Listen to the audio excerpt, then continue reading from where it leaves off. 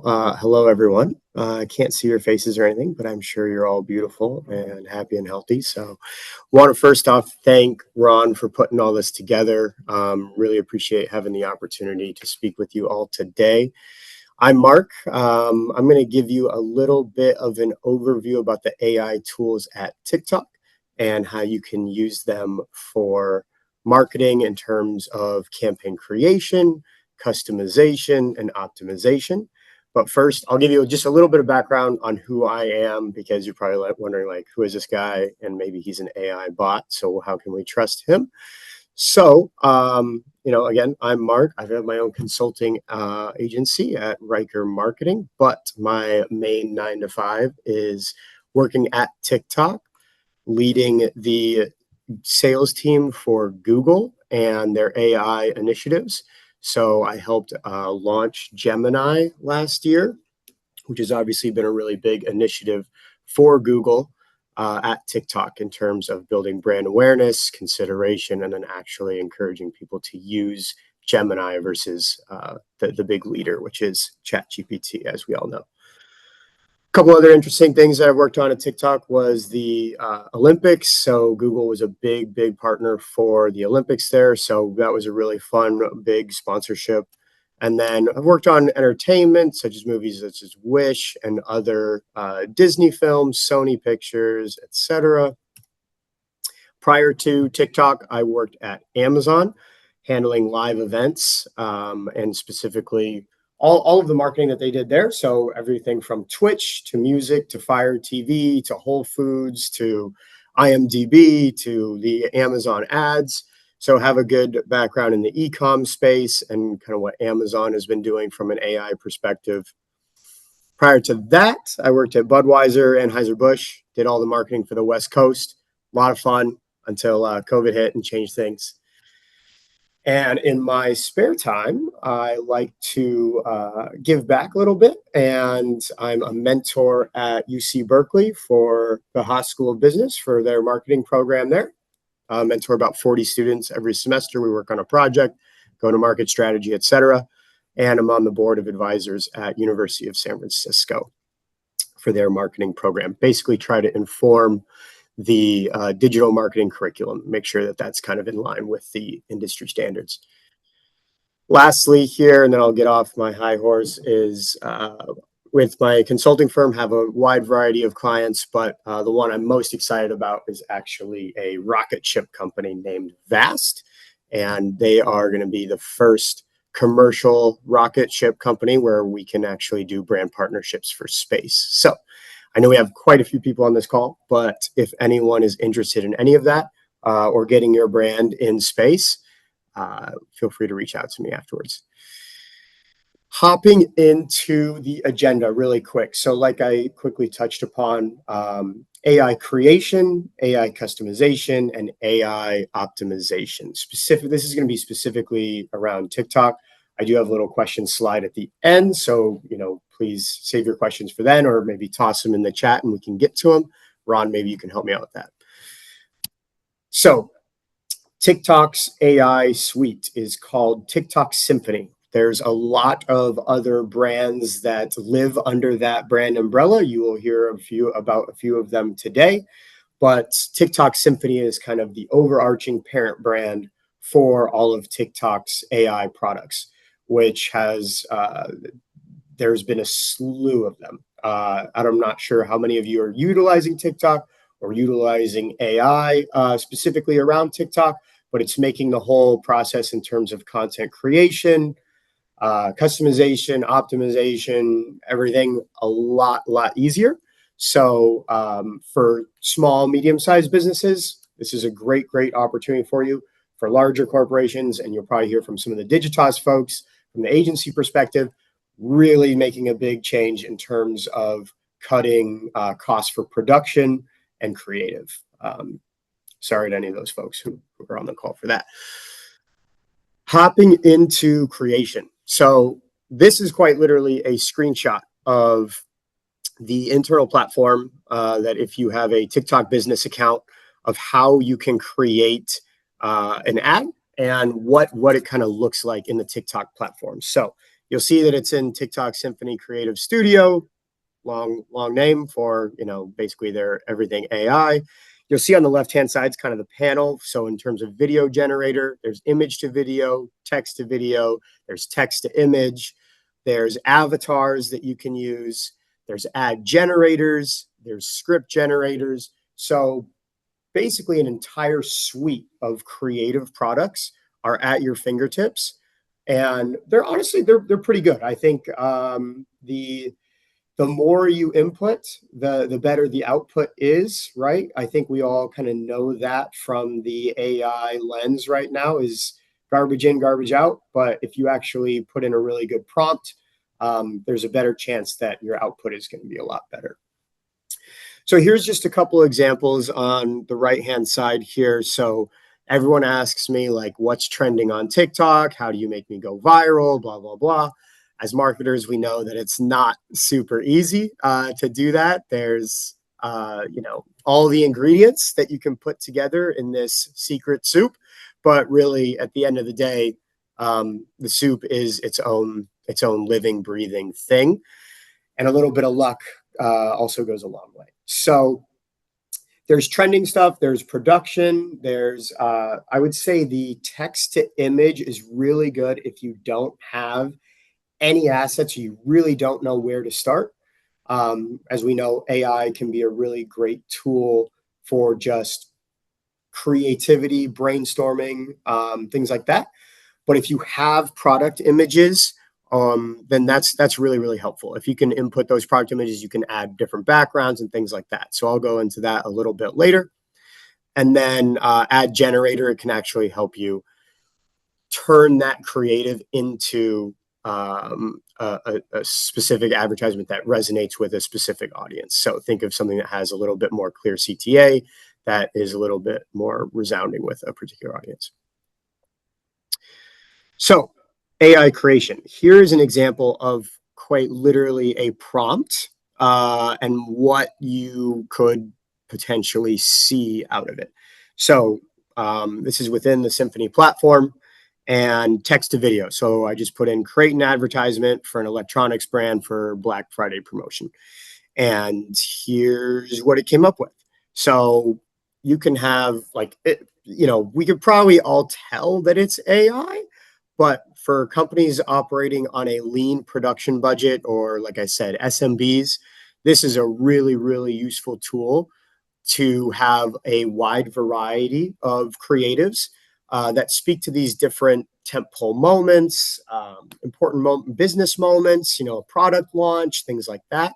So really democratizing the creative landscape and getting some more creative variation in there.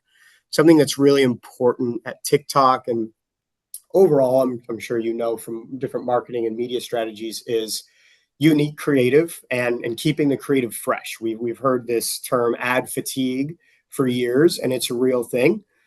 So it's really important now more than ever to tailor your creative, and it's probably easier than it's ever been to tailor that creative. So we have tools for that. It's free of charge. It's there's no minimum spend or anything like that in order to use these tools. You just got to sign up and have a TikTok business account, which is free. Hopping into customization. So kind of a segue into what I was just talking about. Here is an example from a makeup brand. Makeup brands do very, very well on TikTok. All these get ready with me's, my routine, blah, blah, blah. And basically took the same makeup brand and just had it do different genres of trending TikToks and things that would be important to business. So first of all would be like create a holiday specific campaign. So you can see on the left-hand side, the Christmas tree was added. You can kind of change that to however you want. If you want it to be less denominational, you could just have snowflakes or something like that. You could change the color of her outfit to be a little bit more holiday-esque. Then there's product shots, so something that's just like very visually striking. As marketers, we eat with our eyes, and it's really important that your product looks really good. So TikTok, while most of the content is actually kind of rough around the edges, sometimes you want that visually striking content, and AI can help you with that. ASMR, not sure how familiar all of you are with like the trends on TikTok, but ASMR is like a really big theme on the platform that is it's just really interesting. It's like really close-ups, it's visually stimulating, it's audio stimulating. So they can create content specific to that type of genre that lives on TikTok. And then something that I quickly mentioned was like the get ready with me's is really, really big on TikTok. You can see that like there's a person involved. So our AI is able to, generate avatars that look fairly human for the most part. It does. You'll see there is the AI generated watermark at the bottom. Brand safety is definitely an important thing for TikTok, as well as all brands, right? So we want to know, or the users want to know, and it's important to be transparent that this has been AI generated. I think I cropped this one here in the middle for ASMR a little too much, but that's kind of an example there. Another one that's not quite as in your face in terms of creative, but I think expands into a new audience and is something that's a really powerful tool that is underutilized at TikTok, is dubbing your creative or your scripts into other languages. So, for example, in the United States, like Hispanic/Spanish speakers are a huge part of the population, and a lot of brands just leave them out for the most part. And it's an entire culture that actually quite literally speaks a different language. We should be speaking to them in their language that they can understand, that they can resonate a bit better with. So I would like to see more brands doing this. A lot of brands are looking for new audiences. Incremental reach has always been a big topic of conversation at at the agencies I've worked at and things like that. Everyone's looking for new customers. Well, sometimes you can repurpose some of the creative that you have and just translate it, and you're going to hit an entirely new audience with a huge buying power as well. Not always. You can't don't always translate your stuff and assume that it's going to work. Cultural differences, linguistic differences, etc. So make sure you run it by someone who's familiar with that. Again, on all of this, really it's very, very important to have human review. TikTok doesn't post anything. This is all within your control. You are able to review it before you post it. So a lot of brands will come and say, well, how do I know this is going to be reviewed by a human? Well, literally like your agency or whoever's the hands-on keyboard is going to be able to review it before posting it. So it's not like the robots are going to entirely take over and just your brand channel and just put whatever they want out there.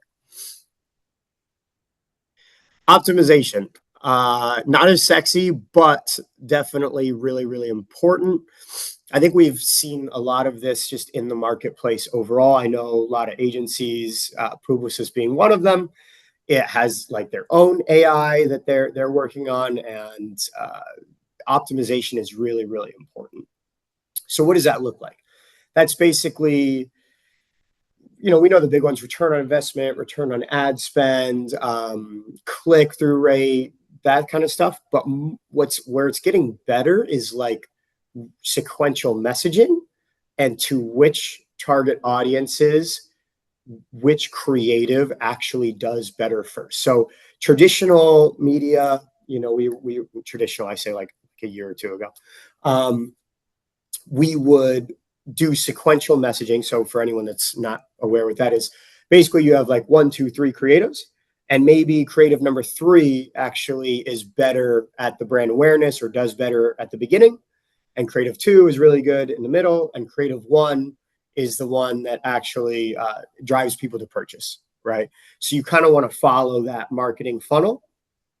But what we've realized is that for different audiences, those creatives actually speak to them differently, because people are at different levels in the funnel. And therefore, if I'm already pretty much going to purchase, I don't need that upper funnel ad to be served to me.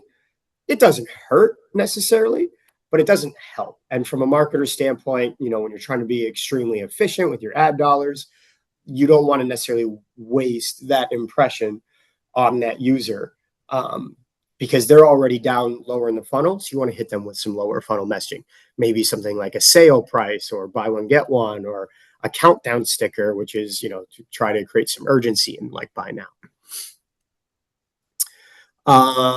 Okay.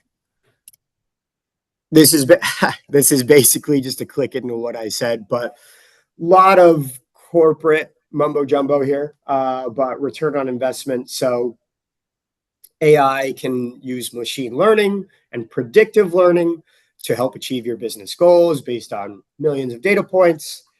Smart Plus is actually what we call this particular suite of the AI underneath Symphony. So, because it's really smart, right?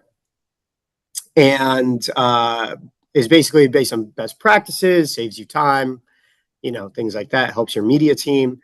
And then we talked a little about creative. Hopefully reduces creative fatigue. I know a lot of agencies, a lot of brands get caught up in like frequency too, like how many times my ad is being seen by these people. I think depending on the brand, right, like 4 to 7 per week is usually like kind of a sweet spot.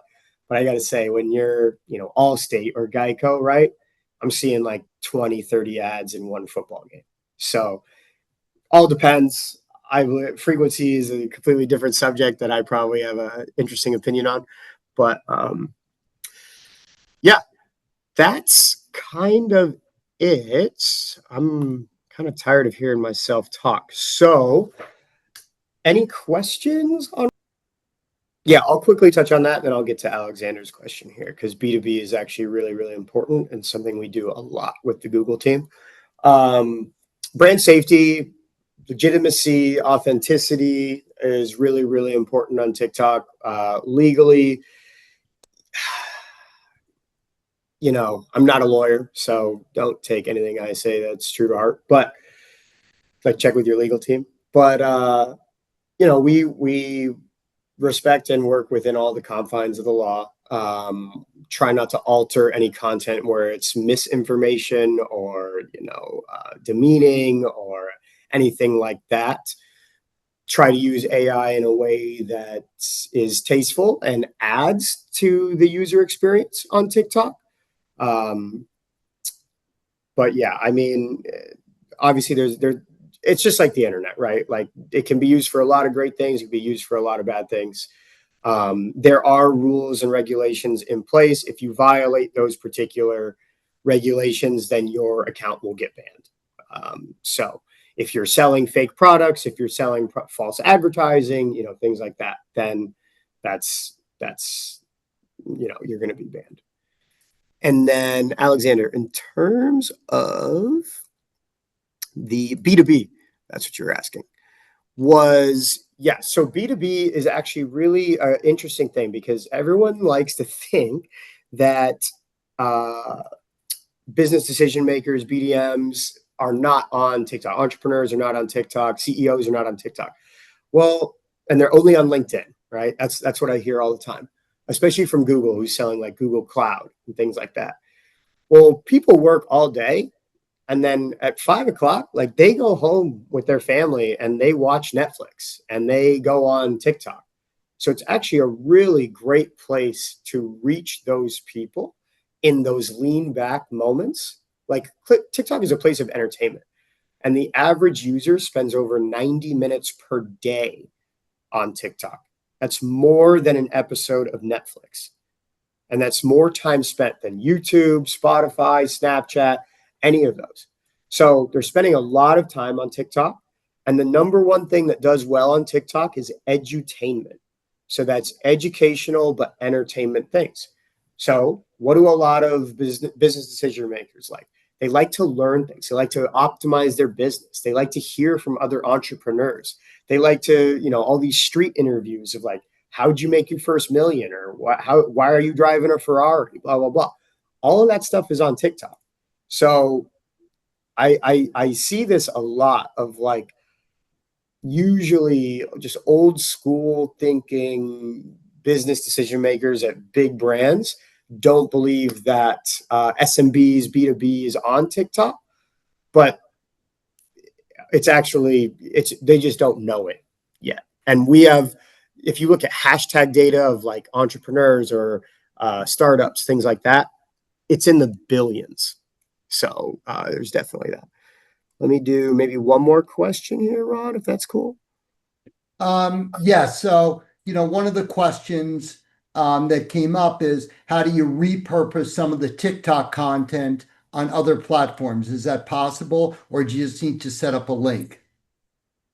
Yeah, it's totally possible. You could, once you like post that content and stuff, I mean, it's your content. So you could just repost that on Reels or whatever you want.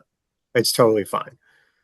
We're not like, don't let you do that or anything, or have like a TikTok watermark on there. I see there's a newbie question. TikTok users being different demographic than Facebook, X, Twitter. Is it possible to develop assets with AI that bring you? Okay, that is, yeah. Overall, the demographic split is actually roughly like 25, 25, 25.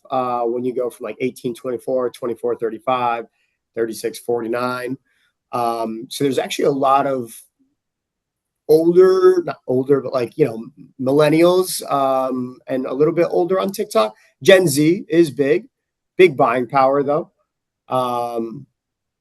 So yeah, I would say it's more of, instead of thinking as a different demographic, I would think of it as a different content source. So we like to say we're not